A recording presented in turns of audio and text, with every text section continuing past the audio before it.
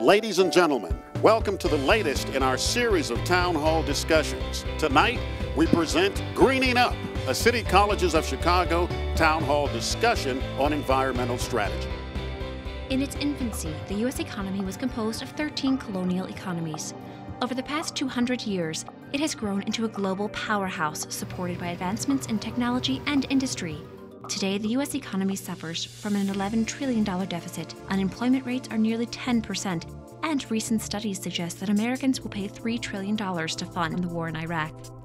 The resuscitation of our U.S. and of our global economy is a key issue facing our leaders in Washington. Greening our economy would involve education, training, and the creation of new jobs. Research suggests that our planet cannot sustain us indefinitely, and that if we continue to consume at this current rate, our future generations will not have a livable Earth. In his proposed stimulus package, President Obama has allotted $4.3 billion to tax breaks for residential energy efficiency improvements, such as for high-efficiency water heaters, windows, air conditioners, and insulation.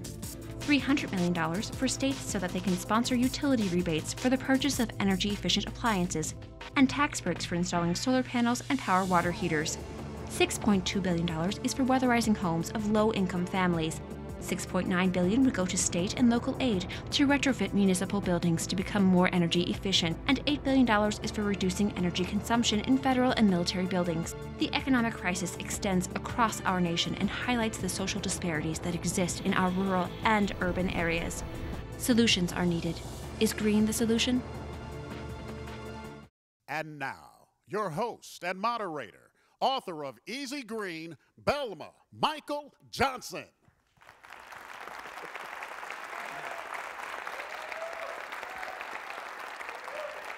If we are ever to see the kind of change, real change, that this country is clamoring for, then we must enter into a new era, an era of new thought, new ideas, innovation.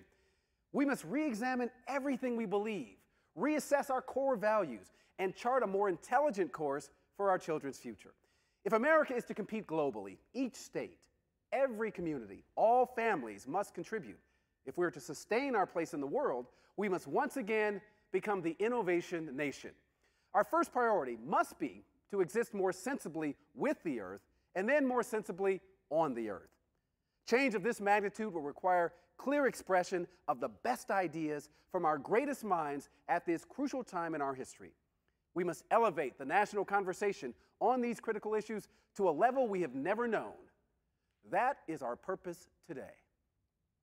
Our planet is in peril. Our economy is broken. In times like these, we have a choice.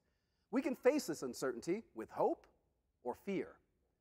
The students and professors you're about to hear from are from your community. They are your neighbors, your friends, your family. They care about you. We've all read Collapse by Jared Diamond. He took the time to study past civilizations that have faced the challenges that we are facing, and yet they failed. He examines, why did they fail? What wrong choices did they make? Why did their societies collapse? There's an unspoken fear out there. Are we on the verge of collapse? On the other hand, we have also all read The Green Collar Economy by Van Jones, a book about hope and change for our society and economy. He proposes that we create good jobs for every level of skill and education, jobs that lead to long careers in the business of healing the earth. We can create not just an industry, but an entire economy out of the green movement. Now that Van Jones is in the Obama administration, his book and this discussion could give you a glimpse into the president's plan for your future, for a new society, a new economy, the green collar economy. Two questions, therefore, are the pillars of today's debate. Will we collapse like other great societies in history? Or is the green collar economy our chance to fix everything? So you want to meet these panelists? Yeah. Let's meet them. Start with you, sir. Earl Powell, Professor of Automotive Technology, Kennedy King College. My name is Crystal Carter, and I'm also a student at Kennedy King College. Relax. Julianne Thomas Hall, Biology Faculty, Kennedy King College. Ruben Robinson, student at Kennedy King College. Ray Toralba, I teach in the Green Campus of Truman College. Carlos Banks, student at Kennedy King College. My name is Sydney Hart. I teach sociology and anthropology at Wright College. James Seaton, CEO of Infinite Recycling and student of Kennedy King College. Jennifer Alexander, Child Development, Daly College. Lisa McIntosh, student at Olive Harvey College. Joshua Ladipo, Professor of Physical Science, Malcolm X College. Julie Pacheco, student at Wright College. Mahesh Gurung, I teach biology at Truman College. Mohammed Matovic, student at Truman College. Please give them all a hand.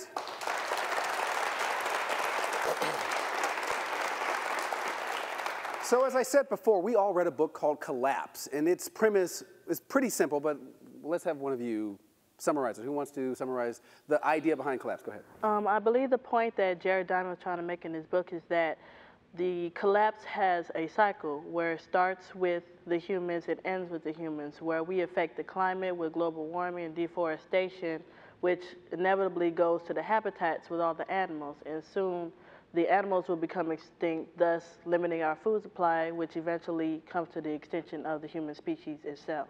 Okay, other issues? Actually, Belma, I would like to speak on the subject of our communities.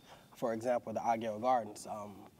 A lot of people aren't informed that the African American community, the amount of kids that are affected by asthma has constantly risen over the years. And constantly, it always seems that, for example, Aguero Gardens is built on top of an old city garbage dump, and no one knows that. Did you know that? How do you feel about that? Not so good. Go on. So actually, those individuals got together and sued the people who constructed the city, but that's not publicized because they purposely want to keep the rest of the masses of the people that suffer in poverty uninformed. So therefore, if they seem uninformed, then it's like, okay, we can put this impression out that they don't care. And that is not that they don't care, it's just that we don't know, we don't have the knowledge, we don't have the information, we're not educated the way that everyone else is, that the people who have the eco-elitists are. Let's talk about that. Let's talk about how eco-justice can now correct these problems we've described of eco-apartheid. How could those green jobs have come in handy in, for instance, this case? Well, if you were to hire people with lower skills and train them to do the task at hand, it would eventually help the people out of poverty or help them not live paycheck to paycheck or in such extreme methods of survival. So you're saying we have two problems, people without a job and without enough money, yes, and an infrastructure that needs help. Yes. And so we can put those people to work by fixing that infrastructure, and we solve both problems. Absolutely. That's the idea of the green collar economy. Yes. Other ideas on other input? The issue of the green jobs are jobs that are sustainable, jobs that will provide income, but at the same time not destroy the environment. And that job is available across all ladder of career, whether the entry level or to the topmost, the managerial level. Belma, you know what? One of the things we must clear up, a green job is a job that you're getting paid for to protect your own planet. That's what it boils down to. Say that one more time. Green job is a job that I'm getting paid for to protect my own planet. You guys like that? I like that. I didn't make that up. But that's good. That's good, though. But that's the green collar economy. But you know, the misunderstanding is that green jobs are only for professors, scientific community, PhDs, and that's not true.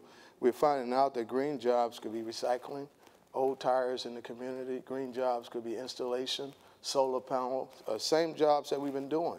Fixing levees, cleaning up waste that's been dumped in our neighborhoods, et cetera. Right. And these are, as this gentleman pointed out, these are not just high-end jobs. These are jobs that are entry-level jobs in some cases, but you can advance through a career in this green collar economy.